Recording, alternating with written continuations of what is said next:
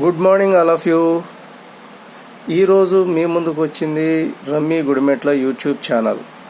ఈరోజు అంశంలోనికి వెళ్ళబోయే ముందుగా మీరందరూ తప్పకుండా సబ్స్క్రైబ్ చేయండి, లైక్ చేయండి, షేర్ చేయండి. ఈరోజు మన యొక్క అంశం ఏమిటంటే ఎలక్ట్రికల్ అండ్ ఎలక్ట్రానిక్స్ ఇంజనీరింగ్ చదివిన వాళ్ళకి ఏమేమి ఆపర్చునిటీస్ ఉంటాయి, వాళ్ళు ఎలాగా జాబ్స్ తెచ్చుకొని ఏమేమి జాబ్స్ ఆపర్చునిటీ ఉంటాయో మనం ఈరోజు తెలుసుకుందాం. మొట్టమొదటగా ఎలక్ట్రికల్ అంటే triple E branch. Electrical and electronics engineering చదివిన వాళ్ళకి ఏమేమి ఆపర్చునిటీస్ ఉంటాయి, వాళ్ళు ఏమేమి ఛాన్సెస్ తీసుకోవాలి అనేది కనుక చూస్తే, ఇందులో ఎవరైతే బీటెక్ కంప్లీట్ చేస్తారో వాళ్ళందరికీ కూడా చాలా జాబ్ ఆపర్చునిటీస్ అనేవి వాళ్ళ కోసము ఎదురు చూస్తూ ఉన్నాయి. అవేంటో మనం చూద్దాం. ఇందులో మరి ముఖ్యంగా బీటెక్ అయిపోయిన వెంటనే గనక మనం జాబ్స్ గనక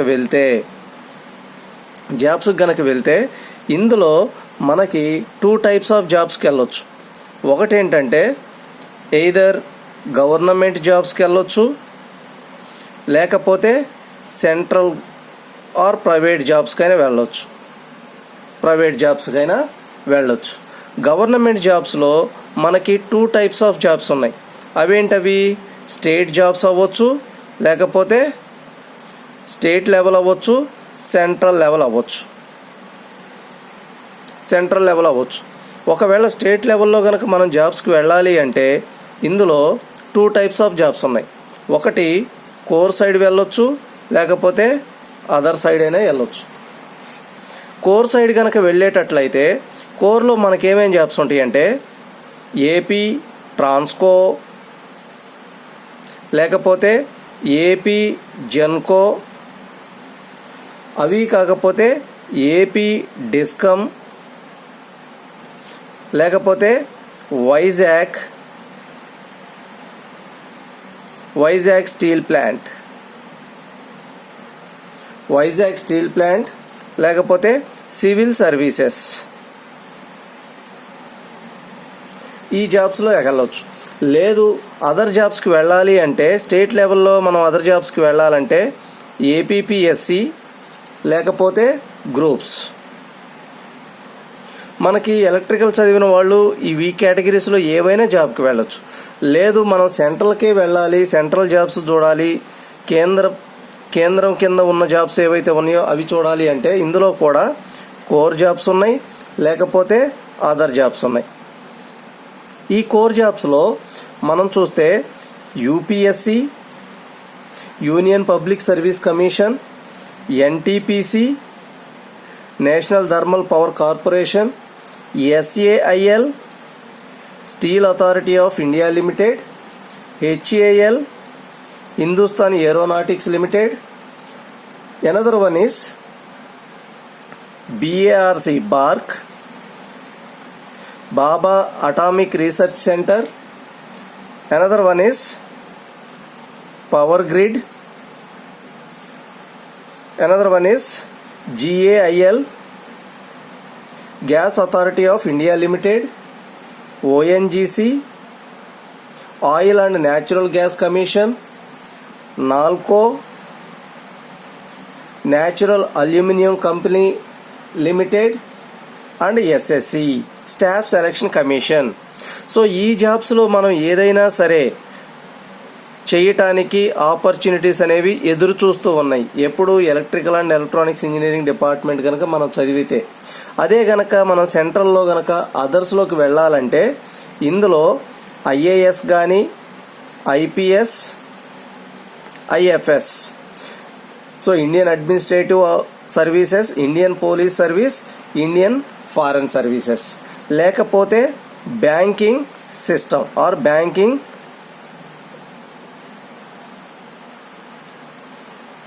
లేకపోతే MNCs, మల్టీనేషనల్ కంపెనీస్లోనైనా మనం జాబ్ తెచ్చుకోవచ్చు. ఇవన్నీ కూడా గవర్నమెంట్ జాబ్స్లో ఏవైతే ఉన్నాయో అవి. లేదు ప్రైవేట్ జాబ్స్లో ఎలక్ట్రికల్లో ప్రైవేట్ జాబ్స్ చూస్తే ఇందులో Vijay electricals,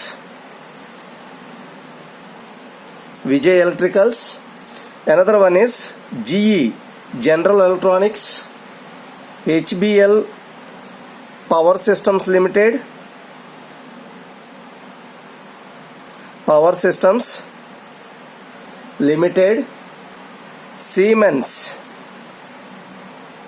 Siemens or private power plants. So ఈ కేటగిరీస్లో ఏ జాబ్ అయినా మనం చేయటానికి ఎలిజిబిలిటీ అనేది మనకు ఉంటుంది. ఇవన్నీ కూడా MNCs, లేకపోతే ఇవన్నీ కూడా నవరత్న కంపెనీస్ అంటారు. అదే గనక నేను హైయర్ ఎడ్యుకేషన్ చేస్తాను అనుకుంటే గనక ఇందులో 4 కేటగిరీస్ ఉన్నాయి. ఇందులో మనం చేయటానికి 4 కేటగిరీస్ ఉన్నాయి. ఒకటి ఏంటంటే గేట్ ఎగ్జామ్ రాసి గేట్ క్వాలిఫై అవ్వటం, లేకపోతే GRE TOEFL రాయటం, లేకపోతే ISET or CAT or MAT, లేకపోతే CSIR. సో గేట్ ఎగ్జామ్ గనక మనం క్వాలిఫై అయ్యాము అంటే ఇందులో మనం 2 కేటగిరీస్ ఉన్నాయి. ఇందులో ఏంటంటే గేట్ బేస్డ్ జాబ్స్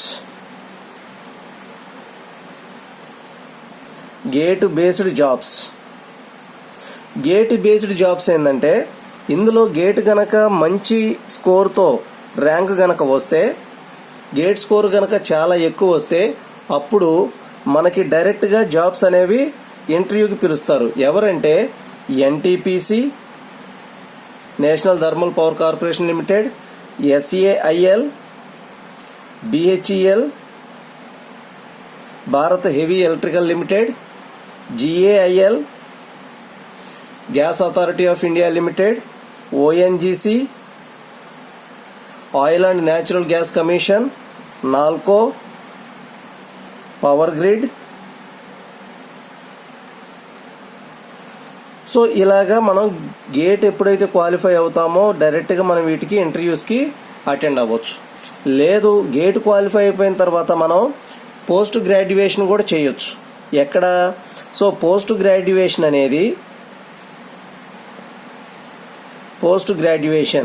అనేది IITsలో కానీ, NITs కానీ, లేకపోతే యూనివర్సిటీస్లో కానీ చేయొచ్చు. వీటిల్లో మనం చేసే స్పెషలైజేషన్స్ ఏమున్నాయంటే, so power systems, so second one is energy systems,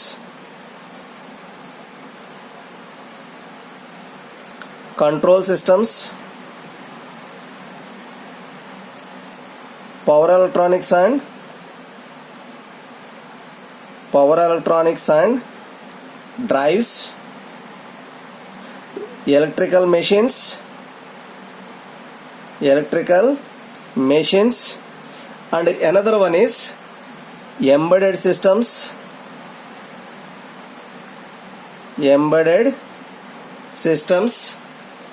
VLSI. ఈ స్పెషలైజేషన్స్లో మనం IITsలో కానీ, NITsలో కానీ, యూనివర్సిటీస్లో కానీ ఎంటెక్ చేయొచ్చు. సో ఎంటెక్ చేసిన వాళ్ళందరూ కూడా ఇందులో రీసెర్చ్ స్కాలర్స్గా మారొచ్చు.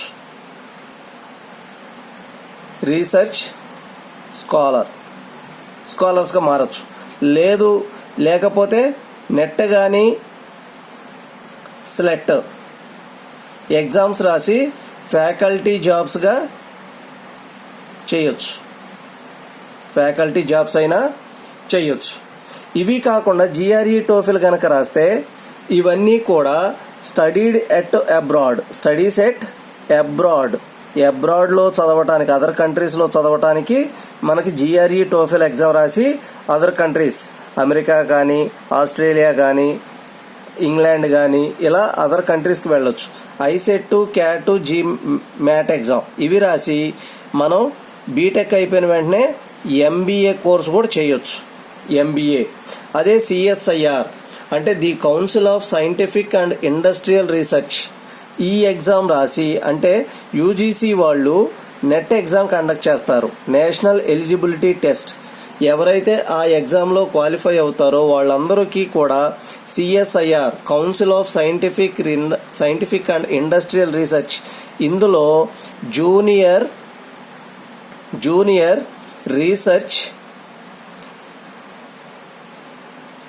రీసెర్చ్ ఫెలోషిప్ ఇచ్చి సో వాళ్ళే అక్కడ రీసెర్చ్ అనేది వాళ్ళ చేత చేయిస్తారు.